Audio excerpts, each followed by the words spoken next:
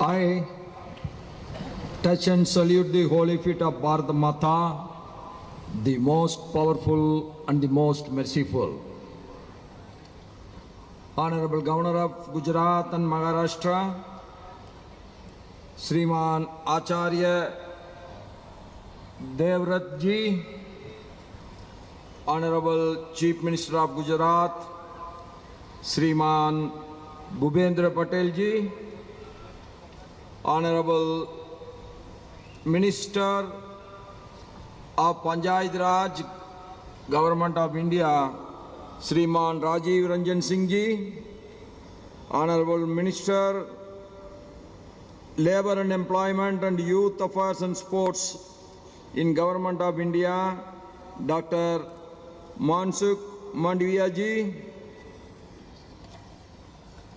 the Honorable Minister of State, Youth Affairs and Sports, Government of India, Srimati Raksha Khadse Ji, Honorable Minister of State, Housing and Urban Affairs, Government of India, Sri Dokhan Sagu Ji, Suraj Ashramam Bardoli, Niranjana Ben Kalarti Ji, and Honorable Member of Parliament, Chota Udaipur, Sri Jasku Bhai Rathwa Ji, Honorable Member of Parliament, Rajya Sabha, Sri Jana Jauba Laisamba Ji, Honorable MP, Sriman Mansukh Bhai Wasawa Ji, Honorable MP Sriman Mitesh Patel Ji, members of Legislative Assembly, Bhai Begno, सबको नमस्कार।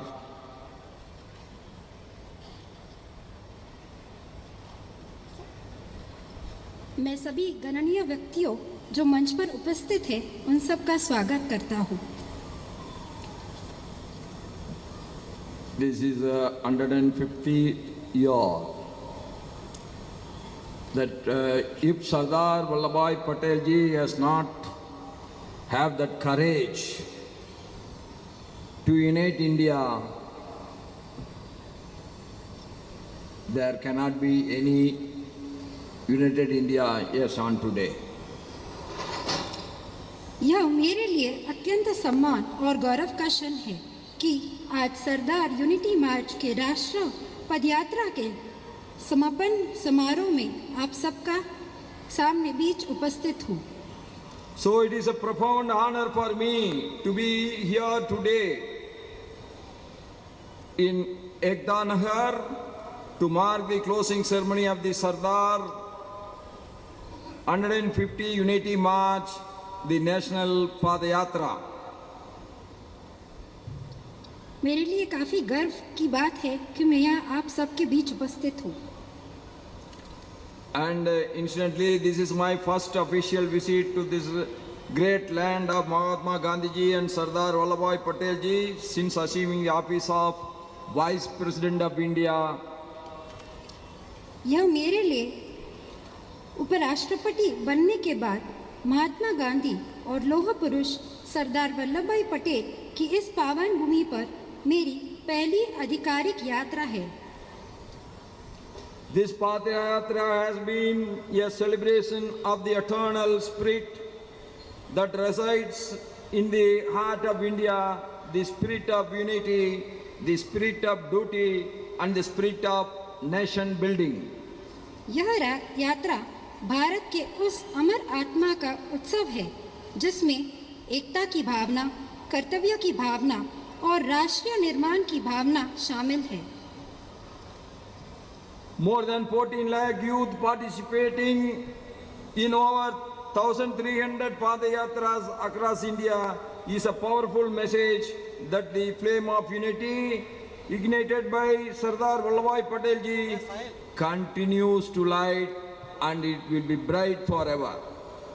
देश भर में 1300 से अधिक पदयात्राओं में 14 लाख से अधिक युवाओं की भागीदारी यह सिद्ध करता है कि सरदार पटेल द्वारा जगाई गई एकता की ज्वाला आज भी उज्ज्वलित रूप से प्रज्वलित है। It is very significant and symbolic that this Padayatra began at 26th November, the Samvidhan Divas. यह पदयात्रा 26 नवंबर संविधान दिवस के दिन शुरू होना अपने आप में ही अत्यंत प्रतीकात्मक है। For me personally, this event finds a deep connect as I have also undertaken Padayatra in the past for many social causes. मेरे भी पदयात्राओं से गहरा संबंध रहा है। मैंने पहले भी सामाजिक उद्देश्यों के लिए पदयात्रा की है। I also undertake 2 Padayatras for 800 km in Tamil Nadu towards Kerala and Andhra Pradesh for irrigation projects, and also I took one Ratha Yatra for 19,000 kilometers in Tamil Nadu for 93 consecutive days. Tamil Nadu में मैंने 93 दिनों में 19,000 kilometre की रथ यात्रा की थी। इसके अलावा केरला, आंध्र प्रदेश और तमिलनाडु में 800 किलोमीटर की 2 पदयात्रा भी की थी। I had undertaken the Ratha Yatra to press for the linking of all Indian rivers, eradicating terrorism, implementing a uniform civil code, removing untouchability and combating the menace of narcotic drugs. मेरे इन यात्राओं का उद्देश्य था कि मैं नदियों का आपसी जुड़ाव, आतंकवाद का उन्मूलन, यूनिफॉर्म सिविल कोड, छुआछूत का अंत और नशे के खिलाफ जागरूकता लोगों के बीच पहुंचाऊं। I firmly believe these Padayatras are a strong means to connect with the masses and also for spreading the message of unity. मैं विश्वास करता हूँ कि ऐसी यात्रा जनता से जुड़ के और एकता को संदेश फैलाने का सबसे प्रभावी माध्यम है। The sacred soil Ekta Nagar on the banks of the Narmada River reminds us of Sardar Patelji's towering leadership, which weaved together more than 560 princely states into our great nation, that is our Mother Bharat. Narmada के तट की यह पवित्र भूमि हमें याद दिलाती है कि कैसे सरदार पटेल ने 560 से अधिक रियासतों को जोड़कर अखंड भारत का निर्माण किया था। 75 years ago, Sardar Patelji unified all the princely states, transforming diversity into unity and unity into strength. 75 साल पहले सरदार पटेल जी ने रियासतों को एक करके हुए उनकी विविधता को एकता में बदला और एकता को हमारी शक्ति बनाई। Our nation will always be indebted to the tireless crusader, the Iron Man of India, for unifying and laying the strong foundation of Akhand Bharat. हमारा राष्ट्र सदा लोह पुरुष सरदार पटेल जी के प्रति ऋणी रहेगा, जिन्होंने अखंड भारत की एक मजबूत नींव रखी। Sardar Patelji always had a dream and a vision of a strong and self-reliant India. Sardar Patel जी का सदैव एक ही सपना और संकल्प रहा था। वे मजबूत, सक्षम और आत्मनिर्भर भारत का निर्माण चाहते थे। This great vision and dream of Sardar Patelji is fast turning into a reality over the last decade under the visionary and dynamic leadership of our Honorable Prime Minister Shri Narendra Modi ji. हमारे माननीय प्रधानमंत्री श्री नरेंद्र मोदी जी के दूरदर्शी और गतिशील नेतृत्व में पिछले एक दशक में सरदार पटेल जी का वह सपना तेजी से साकार हो रहा है। The legacy of Sardar Patel ji finds an echo in the call of our Honorable Prime Minister Sri Narendra Modi ji of building an Atmanirbhar Bharat and Viksit Bharat by 2047. Sardar Patel जी की विरासत आज आत्मनिर्भर भारत और विकसित भारत 2027 के संकल्प में दिखाई दे रहा है। Our Honorable Prime Minister Sri Narendra Modi ji has given us the spirit of Ek Bharat, Shrestha Bharat, Sashakt Bharat. माननीय प्रधानमंत्री श्री नरेंद्र मोदी जी ने हमें एक भारत, श्रेष्ठ भारत, सशक्त भारत की भावना प्रदान की है। In the last 10 years, India has risen at a rapid pace economically, socially, militarily and strategically. That is the great achievement of our Prime Minister in the last 10 years. पिछले 10 वर्षों में भारत ने आर्थिक, सामाजिक, सैन्य और रणनीति सभी क्षेत्रों में अभूतपूर्व गति से उन्नति की है। Driven by strong structural reforms, digital governance and unprecedented capital investment, India has emerged as one of the fastest growing major economies of the world. Bharat ने अद्भुत छलांग लगाई है। दुनिया की चौथी सबसे बड़ी अर्थव्यवस्था बनने की राह पर और बहुत शीघ्र ही तीसरी सबसे बड़ी अर्थव्यवस्था बनने की ओर तेजी से बढ़ रही है। India has made quantum leaps in development. From nowhere we became the 5th largest economy, and from 5th largest economy today we are the 4th largest economy. Soon we are going to be the 3rd largest economy of the world. हम शीघ्र ही तीसरी सबसे बड़ी अर्थव्यवस्था बनने जा रहा है, जिसका मुझे गर्व है। India today has a unique opportunity, having a strong demographic dividend with about 65% of the population being under the age of 35 years. The young population we got, that is the greatest power of India today. Bharat के पास आज अद्वितीय जनसंख्यीय शक्ति है, जिसमें देश की लगभग 65% आबादी 35 वर्ष से कम आयु के है और यह हमारे विकास का सबसे बड़ा इंजन है।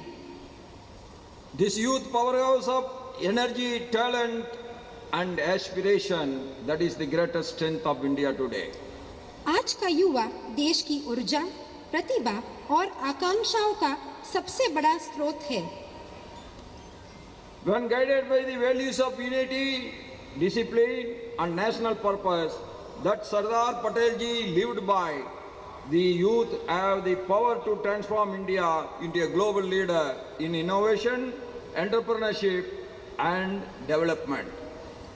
एकता, अनुशासन और राष्ट्रीय हित जैसे नैतिक मूल्य जिन पर सरदार पटेल जी ने अपना जीवन बताया, यदि इन्हीं मूल्यों के साथ युवा आगे बढ़े तो वे भारत का नवाचार, उद्यमित और विकास के क्षेत्र में ग्लोबल लीडर बन सकता है।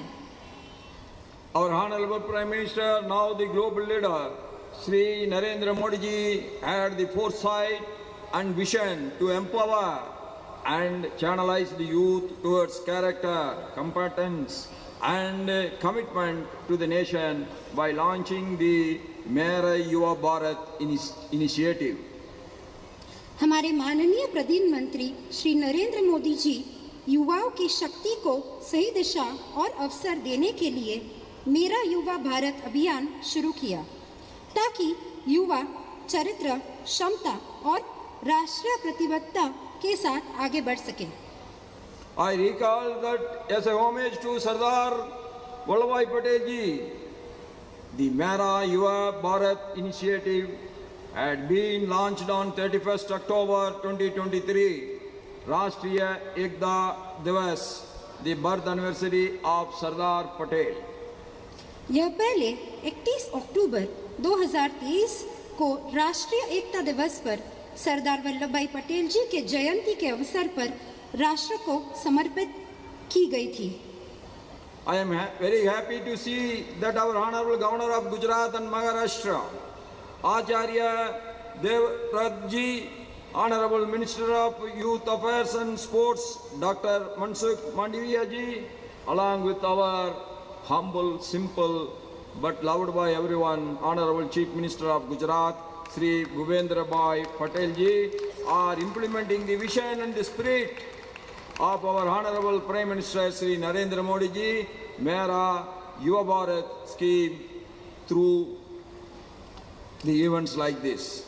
मुझे प्रसन्नता है कि माननीय राज्यपाल गुजरात एवं महाराष्ट्र आचार्य देवव्रत जी, माननीय युवा कार्यक्रम एवं खेल मंत्री डॉक्टर मनसुख मांडविया जी और माननीय मुख्यमंत्री गुजरात श्री भूपेंद्र भाई पटेल जी हमारे युवा भारत के विजन को कार्यक्रमों के माध्यम से आगे बढ़ा रहे हैं। This 150 kilometer long Padayatra with thematic stops, village assemblies, Sardar Sabhas, cultural programs, cleanliness drives and Swadeshi activities have transformed the journey into a comprehensive experience of national consciousness for the youth. इस 150 kilometre लंबी पदयात्रा में विषय अधिक पड़ाव जैसे ग्राम सभा, सरदार सभा, सांस्कृतिक कार्यक्रम, स्वच्छता अभियान, स्वदेशी गतिविधियां शामिल है। यह कार्यक्रम इस यात्रा को राष्ट्रीय चेतना और राष्ट्रभाव से भर देने वाले प्रेरक अनुभव बन चुका है। Our Honorable Prime Minister Shri Narendra Modi Ji had on 15th August 2022 exhorted from the ramparts of Red Forts, which I quote begins, when 130 crore countrymen take one step ahead with a set goal and the commitment to resolve, India moves 130 crore steps forward. Quote ends. 15 अगस्त 2022 को लाल किले की प्राचीर से माननीय प्रधानमंत्री जी ने कहा था कि जब 130 करोड़ देशवासियों के एक एक कदम आगे बढ़ते हैं तो देश 130 करोड़ कदम आगे बढ़ जाता है। This 150 kilometer long Padayatra is making a great impact on the youth and the society. In today's society, drugs have become a menace, and I urge the youth of the country to always be firm in saying no to drugs. That is my humble request today on this day. आज के समाज में नशा एक गंभीर समस्या बन चुका है। आज मैं देश की युवाओं को आग्रह करता हूँ कि हमेशा हर तरह के नशे को ना करें।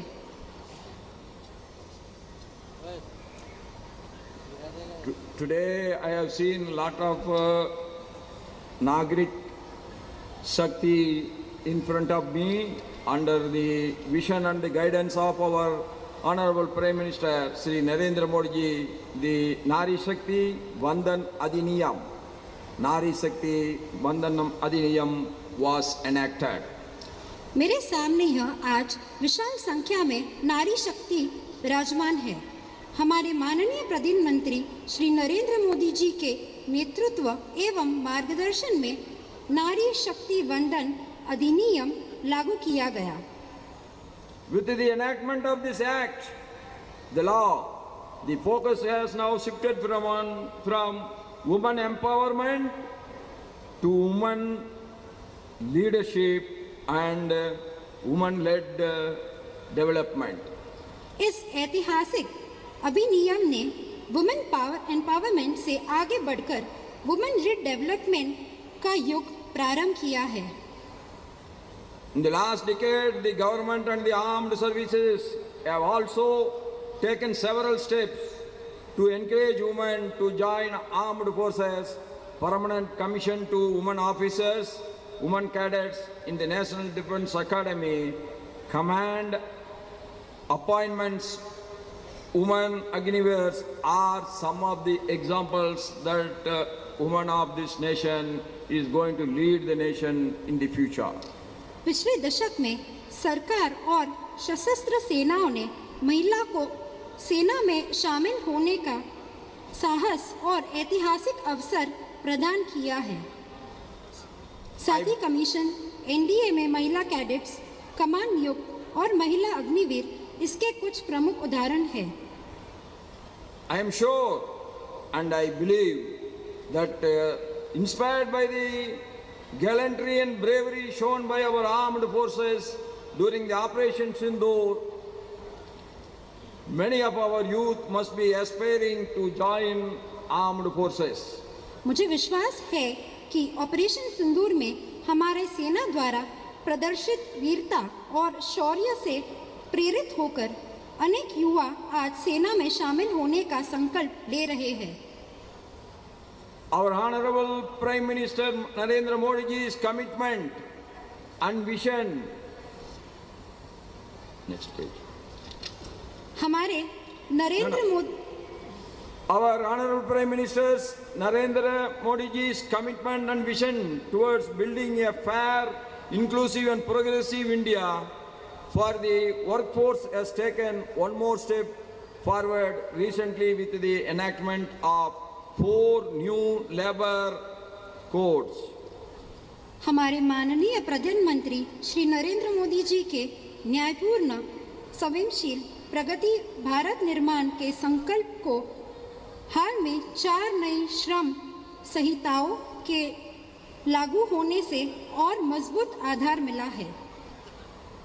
The ideals of सबका साथ, सबका विकास, सबका विश्वास, सबका प्रयास to build an Atmanirbhar Bharat is reflected deeply in these 4 new labor codes. इन 4 नई संहिताओं के द्वारा सबका साथ, सबका विकास, सबका विश्वास और सबका प्रयास के 4 से अधिक आत्मनिर्भर भारत के सही, सिद्ध और ग्रहणी की प्रतिबिंबता की गई है। In today's rapidly evolving technological landscape, India is also moving forward in several new areas such as artificial intelligence, renewable energy systems, space technology and biotechnology, cyber security and semiconductor. And our Chief Minister has told me semiconductor industry is well upcoming in Gujarat. आज के तेजी से बढ़ने वाले तकनीकी युग में भारत भी कई नए क्षेत्रों में तेजी से आगे बढ़ रहा है, जैसे एआई, नवीकरणीय ऊर्जा, अंतरिक्ष तकनीकें, बायोटेक्नोलॉजी, साइबर सुरक्षा और सेमीकंडक्टर, जिसमें गुजरात भी काफी आगे बढ़ रहा है। The world of today is quite different from the world of the past few years ago, and adoption and evolution is the key to keep the pace of development. आज की दुनिया 5 वर्ष पहले की दुनिया से बिल्कुल अलग है और बदलते समय में के साथ खुद को बदलना और आगे बढ़ाना ही सफलता की कुंजी है। Swami Vivekananda had said, "Arise, awake, and stop not till the goal is reached. We should not stop till we become the #1 country in the world, Viksit Bharat by 2047." Swami Vivekananda ji के कहते हैं कि उठो, जागो और लक्ष्य की प्राप्ति तक रुको मत, जो हमें विकसित भारत 2047 तक पहुंचाए।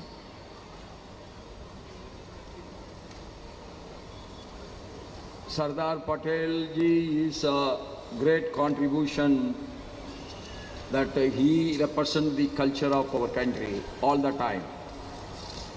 One time in his life, an Englishman sarcastically looked at him and asked him. He dressed in the most village man way. He was only with a dhoti.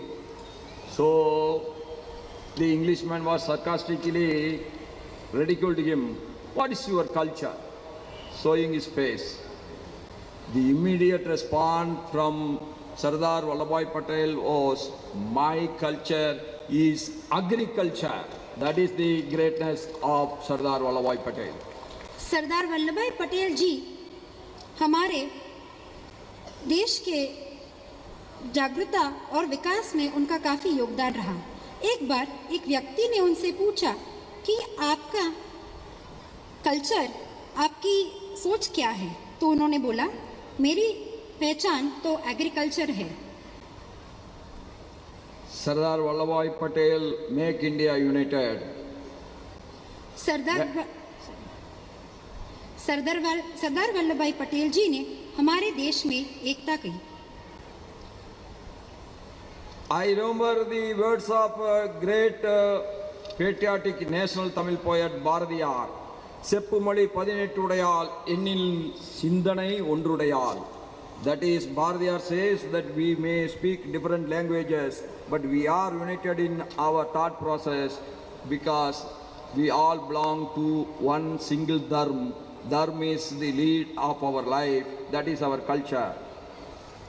महान तमिल कवि भारतीयार ने भारत के एकता पर कहा था कि हम 30 करोड़ चेहरे वाले हैं, पर एक ही जीव के रूप में। हम 18 भाषा बोलते हैं, पर हमारी सोच एक है। The rest of the country, including me, are always thankful to Gujarat for giving 3 great personalities. Mahatma Gandhi ji, who gave the non-violence ahimsa. Sardar Vallabhbhai Patel ji, united India, that is unity. And now we are having our great Prime Minister Narendra Modi ji, the development विकास। हम गुजरात के सदैव आभारी रहेंगे कि उन्होंने हमें 3 गणनीय व्यक्ति दिए।